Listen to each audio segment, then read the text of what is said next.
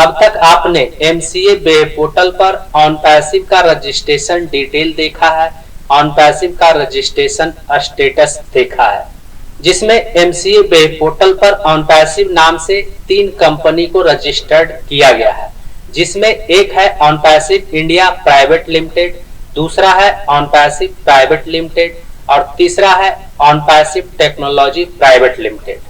और इन तीनों नाम में से 2 नाम का रजिस्ट्रेशन स्टेटस एक्सपायरी दिखाई दे रहा है, जिसमें से एक है on passive India private limited और दूसरा है on passive private limited.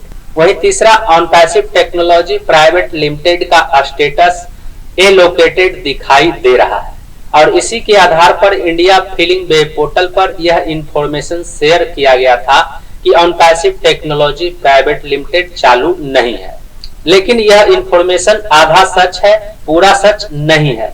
India filling website पर यह लिखा हुआ था कि on passive technology private limited चालू नहीं है, उसमें ऐसा लिखा हुआ नहीं था कि on passive technology private limited बंद हो चुका है। तो आज के इस वीडियो में हम इसी बात का पर्दाफाश करने वाले हैं और इस बात को समझने और समझाने का प्रयास करने वाले हैं। नमस्कार दोस्तों, मेरा नाम है मंटन शर्मा।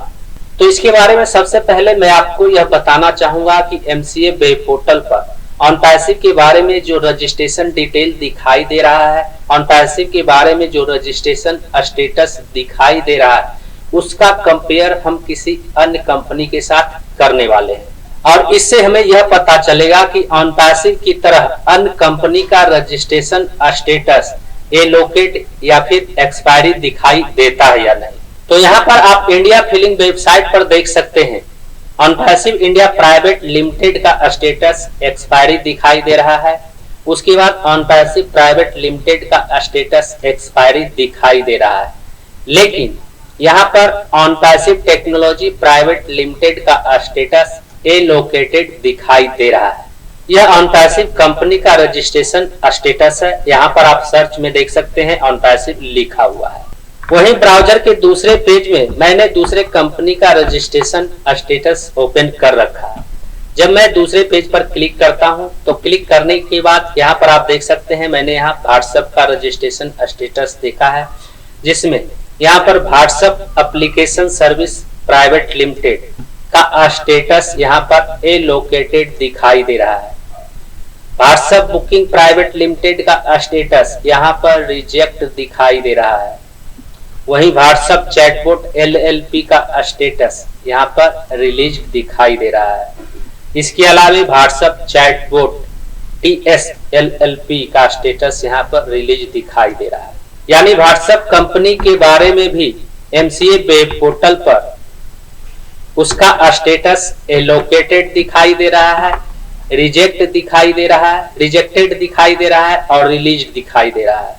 इसके अलावा ब्राउजर के दूसरे पेज में मैंने फेसबुक को सर्च कर रखा है।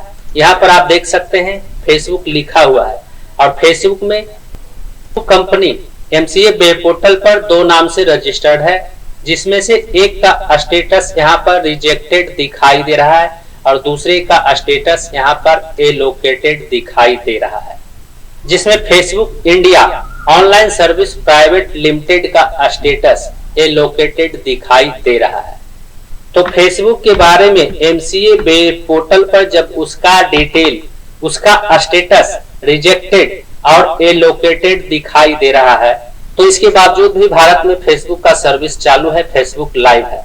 तो ऑन पैसिव में ऐसा क्यों नहीं हो सकता है? ऑन पैसिव में तो सिर्फ एक्सपायरी और एलोकेटेड दिखाई दे रहा है, लेकिन फेसबुक में रिजेक्ट और एलोकेटेड दिखाई दे रहा है।